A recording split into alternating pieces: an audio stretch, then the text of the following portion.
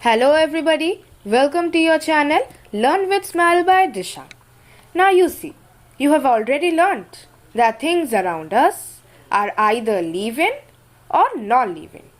Further, you may know that all living organisms carry out certain basic functions. Now you all know that every organism, means every part of our organ in every organism carries out a specific function, right? Different sets of organs perform various functions. So in this chapter, you shall learn about the basic structural unit of an organ, which is the cell. Okay? You see, cells can be compared to bricks. Why? You see, bricks are assembled to make a building. Means bricks are assembled to make walls, then walls make up rooms, and then rooms make up a house or a building. So similarly, cells make up our body. Means cells make up an organ, then means cells make up something else. Means there is a group formation that we will learn later. But similarly, cells are just like bricks. From them, our body starts. So, cells are assembled to make the body of every organism. So, therefore, we can tell that a cell is the structural and functional unit of life. So, now let us learn about the topic. So today's video we are going to learn about the topic that is the cell. Okay. Now as we are learning about a cell, we will surely have a doubt or confusion. Means upon the topic we are learning cells. So we are going to surely have a question that what is cell? Means we are going to have a question that what is cell about the topic. So what is cell? Cell is a structural and functional unit of life, and hence they are also called the building blocks of life. Now why is cell the structural and functional unit of life? You see, as the cell means all the cells, there are many cells in a body. So a cell is the structural unit of a body, because a cell means many cells, or a cell means from a cell then again a cell, means like that they divide and multiply. So similarly these many cells make up the structure of our body. Okay, so these many cells present in our body make up the structure of our body. And functional unit of life they are because this cell is a very important thing, and these cells perform various special functions in our body, and due to these function only our body is working. We don't know also body is working due to cell. So you see, according to theory, means according to a very popular theory, every cell has a lifespan. We everything know. Means every living being has a lifespan. So of course, every cell will also have a lifespan. Or else if also cell will die, means if cell will not be in a body, then what will happen? A human can also die, right? So these all organisms start their life as a single cell. Means we all, when we are born, we start as a single cell. Then again these cells multiply, and then they form billion of cells.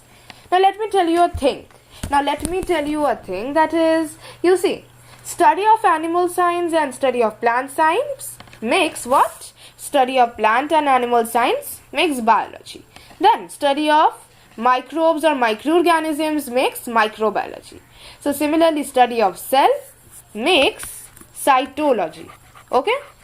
So this is cytology. So similarly cell study is known as cytology, which we are learning right now. Now, we have already learned what is cell. A cell is also the basic unit of life. If I tell in simple words, a cell is a very basic unit of life. Now, today I am going to tell you, I will tell you a little small fact that we need to know. Now, you see, in human beings, a newborn baby has approximately 26 million cells. Means you see, let me show you, human baby. Okay, means the babies that are newborn babies. These newborn babies have approximately how many million cells? 26 million cells. Okay, means wonder. So 26 million cells a small human baby has. Then how much does an adult has? So a human adult has approximately 50 trillion cells, not million or billion. That straightly goes to 50 trillion cells. Wonder, in this small, in our body that is actually not so big or not so great in height, it is containing 50 trillion cells. Wow. So this is a fact that we all should learn. Now today let us learn what is cell. Means first we are going to learn about discovery of cell. Okay, discovery of cells we are going to learn today. Means how was cell discovered, who discovered cell, in which year cell was discovered. So we are going to learn everything due to that. Now let me tell you who discovered cells. In 1665, an English scientist, namely Robert Hooke, discovered cells. He observed slices of cork. That is, what is a cork? A cork is a part of the bark of a tree under a compound microscope, and a compound microscope is a microscope made up of two lenses. Let me show you who is Robert Hooke. So this person, the great person who discovered cell, this is Robert Hooke. So you see, in 1665, let's wonder how many years ago, more than 350 years ago, an English scientist was there, that is Robert Hooke. Okay, this Robert Hooke scientist discovered cells, okay, in 1665. Some points are very important, such as in which year was cell discovered? 1665. Who discovered cells? Robert Hooke. So he discovered cells. How did he discover cell? Means you see, he observed slices of cork. I told you what is cork. Cork is a part of the bark of a tree. So he took small corks of observed small slices of cork under a compound microscope. That is microscope made up of. So you see, Robert Hooke who is there. Remember that Robert Hooke discovered a cell. That is right. Means discovered cells, but he discovered dead cell. Means right now we have living cells we all have. So that time you see microscope was not made. Means that time microscope was not used. Right now every people, means nearly common people are also starting to have microscope. So this has become a regular term. But in that, means many years ago, think more than 3 centuries ago, there was not anything right. So that time also microscope was not invented. What did he do? So that's why he thought that I will to discover something new. He did what? He invented a compound microscope, and that is a microscope made up of two lenses. During that time, he made a compound microscope made up of two lenses, and he observed dead cells in there. Okay, so what he observed? He observed dead cells in there. Now you see this Robert Hooke. Okay, he discovered cell, but dead cells. Another scientist was there. We will learn next. Next we are going to learn. So this who discovered living cells. Now let us see some things more, that how he discovered cells that time. So let us see. We are also going to see the microscope and everything. Means we don't have so much data, right? But that time you think that discovering cells, means think so many years ago he discovered cell, and that's why a scientist can work what is said, and new discoveries are coming forward. Robert Hooke, when he was seeing cells in his compound microscope, when he was observing cells, he noticed partition boxes or compartments in the cork slice. Means he was seeing in the cork slice, he saw that separated boxes or compartments are there in the cork slice. So these boxes appeared like a honeycomb. You see honeycomb, there is so many small parts, right, that make up the total honeycomb. That is also same over here. Here you see, I have showed you a picture of his microscope. That time this was his compound microscope. During here, this is the object from which he saw. Then what did he saw? He saw this. These are the cells he saw. That time he saw these dead cells. Okay. So Robert Hooke in 1665 discovered cells. This all. So Robert Hooke noticed that one box was separated from the other by a wall or a partition. Okay. So how did he notice that one box was separated from the other by a wall or partition? Now let me just show you. I can clearly show, but try to understand. Here I will show you. In a honeycomb, each layer, this is the honeycomb's part, this yellow one. So this is how is it separated from the other. This is separated like this. Here what are you seeing? Here is a wall. This total are small walls that are separating one from the other. So similarly, he also noticed here also small you can see everything. This has been separated from the other by a wall or a partition. Now as he observed this, Hooke thought that what are these are. Then he thought, I will give this a term that is known as cell. Means right now this term which Hooke coined.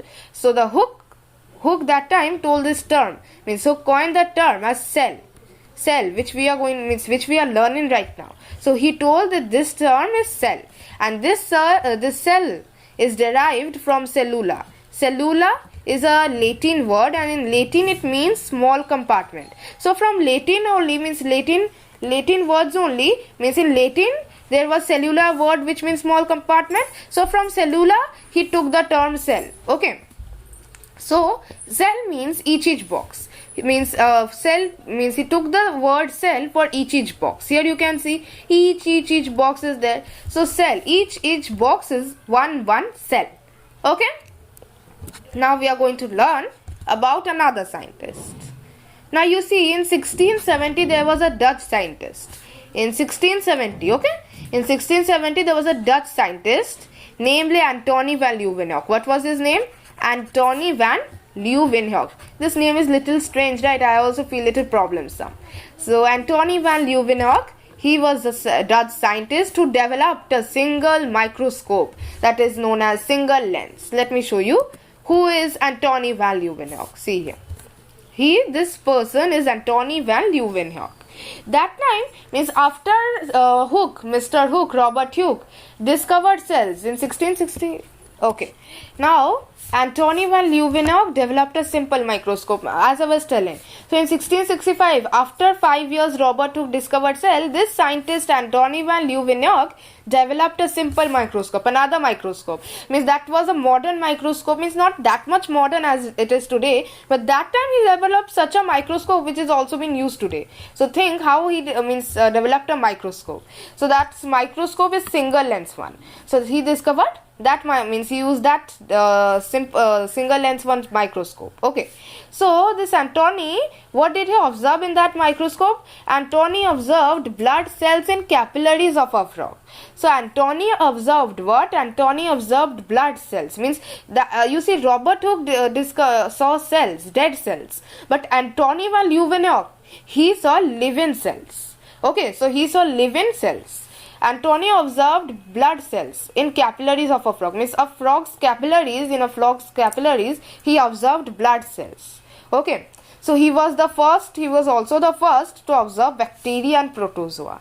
Now let me tell you, you will also be thinking that what is this capillaries? I mean, what is this capillaries used for? Now you see, these capillaries are the smallest blood vessels. Okay, in our human body, these blue parts you can see, they are veins. So these capillaries, they are smallest blood vessels. These capillaries, what do? These many capillaries form veins. Okay, so these veins which we can see, they are formed using many capillaries. Okay, and these capillaries, what is their function? Their function is that they help in the exchanges of gases, water and nutrition between the blood and tissues. Okay, as we were talking, Antony did not call them cells. As he was observing these all, he did not call them cells. Okay, this bacteria and protozoa, as he saw, he did not call them cells. So he called these tiny organisms animalcules. What did he call these bacteria and protozoa? That time it was not known that they were bacteria or protozoa. So that time what did he call? He called these tiny organisms as this animalcules, animalcules,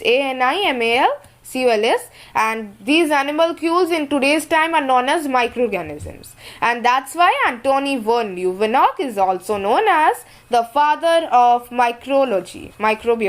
Okay, now how did he observe? Here you see Antony van Leeuwenhoek observing, and here what can we see? This was his microscope he used that time. Okay, so we have learned. Now let us see next. Right now we are going to learn something else. That is here what we are going to learn is, we are going to learn about the formation of cells. Cells, how are cells formed? I told you now, like how bricks form walls, then walls form rooms, and then rooms form a building or house. Similarly, like that means you see many sentences. Each sentence is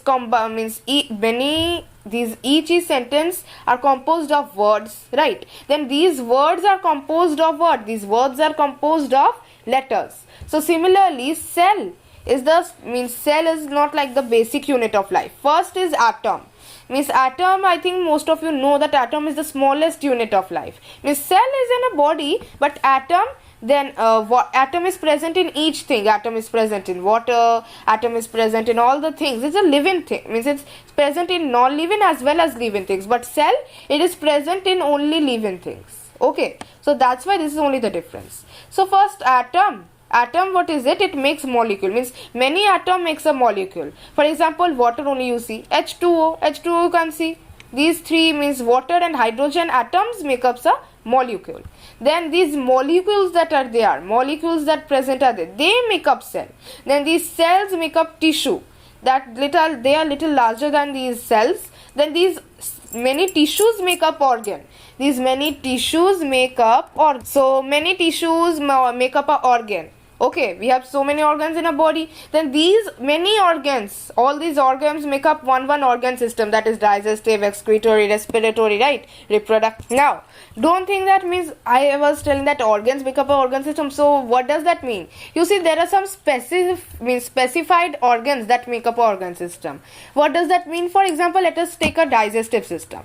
Now you see, digestive system is not make up of every organ, means all organs there. No, there are some specialized organs such as the stomach, small intestine, large intestine, liver, then bladder, gallbladder. Here you can see this digestive system. This is the picture. The small intestine, stomach, liver, these all, pancreas, these all separately make up organ system. So there are some specified, means special organs that make up one organ system. And again, these organ systems that are there, digestive, reproductive, respiratory, circulatory, these all organs are there. They again combinedly make an organism, that is human, animal, birds, these all. Okay, so understood? Okay, so we have learned about the formation of an organism of human, how atom, molecule, cell, tissue, organ system, then an organism. Okay, so these all things combinedly make us. Think how many parts are making us, and every part has a specified function. Now, right now we are going to learn about the cell theory. Cell theory means what we are going to see. Here you see some specified scientists are there who make up, means in these specified scientists, they are all there. They tell what does the cell means. They make up the cell theory that we are known. Means you see, first cell theory was made up by a German botanist, Matthias Jakob Claden. Okay. Now, Matthias Jakob Claden in 1838, means this scientist Matthias Jakob Claden is a German botanist. So this German botanist, means in 1838, declared that cell is the basic building block of all plant material. Now, so what is a botanist? You see, a botanist is someone who means studies plant science, means about plants. So Matthias Jakob Claden was a German botanist, and he told that cell is the basic building block of all plant material. So as he was a botanist, means who always studies about plant, he just means he told about plants. What was cell to plant? So he told that cell is the basic building block of all plant materials. Means of all plants, cell is the basic. That's why only, means due to cells, these plants can grow and then everything they can do. Okay, so he told this. So Matthias Jakob Claden is this man. He is a German botanist who told this in 1838. He first stated the cell theory. Then the next cell theory is what? Let us see. Now here in 1939, again, after how many years ago? Nearly more than 100 years ago, 101 years ago, means after 1838, means after 101 years, in 1939, there was a German biologist. Biologist means who studies both animal and plant science. So Theodor Schwann was a German biologist who declared that animal tissues are made up of cells, and finally concluded that cell is the basic unit of life. Means, you see, after 101 years ago, means first Matthias Jakob M.G. Claden made what is that, what did he told that? He told that cell is the basic building block of all plant material.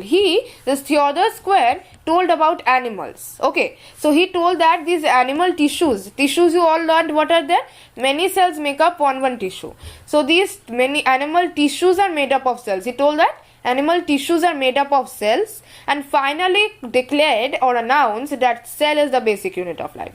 Means Theodor Schwann, okay, he told that cell is the basic unit of life, and this is our second theory. Now, again, next theory, let us see. Next theory is the third theory, okay? Now, in 1958, Rudolf Ludwig Karl Virchow. So, Rudolf Ludwig Karl Virchow is a German physician, and he is popularly known as the father of pathology, who told that living cells divide to form new cells. So you see, after 19 years after Theodor Square, 19 years after that, R.L.C. Virchow, I'm telling short, R.L.C. Virchow is a German physician. He is also known as the father of pathology, who studied pathogens. So he told everybody or discovered that these living cells, the living cells means the cells which are living in our body, these all divide to form new cells. Now he told a very important statement. Okay, here what did he told? Now you see, he told that living cells divide to form new cells, or else you can see that there are dead cells also in a body. So if dead cells would be there, then these dead cells can't multiply or divide, right? So that's why he told that these living cells which are there, they divide or multiply to form new cells. Okay, so this person is Rudolf Ludwig Karl Virchow, who told our third cell theory. So these three persons, Matthias Jakob Schluden, Theodor Square, and Rudolf Ludwig Karl Virchow, these three people or scientists told the cell theory. Okay. Now let us see, what does the cell theory state? What does the cell theory mean? Okay. Now, first, this cell theory means that all living organisms are made up of one or many cells. That is, plants, animals, human beings, everybody, every organism are made up of one or many. Now, so first cell theory. The next cell theory is that the cell is the structural and fundamental unit of any functional living organism. That is, as I told you that what is structural, how is cell the structural, functional, basic and fundamental unit of any functional living organism. So you have already learned that. So functional living organism means we all living organisms perform some specific functions. Human beings, birds, animals, insects, plants, they all are performing special functions, and they are all living organisms, right? So these cells present in them these all perform structural and fundamental unit. Okay, now next is new cells arise from older cells by division. Means from older cells new cells arise. Okay, these older cells by division give new cells, and these new cells perform all the functions. Means they are also like us new. Then slowly they also get adapted. Then when they will get old, they will again by division give arisement to new cells. So this is the third cell theory. Okay, so in today's video we have learned everything related to cell theory and discovery of cell and cell. In the upcoming videos also we want to learn what is cell, diversity of cells and everything else. So thank you for watching, and if you liked the video then please hit the like button, and also if you have any doubt or query then you can comment us in the comment box. And also if you want to see a new upcoming videos, then you can hit the bell icon button. And if you also want to share, if you can also share a video, then it will be great help to us. So thank you for watching.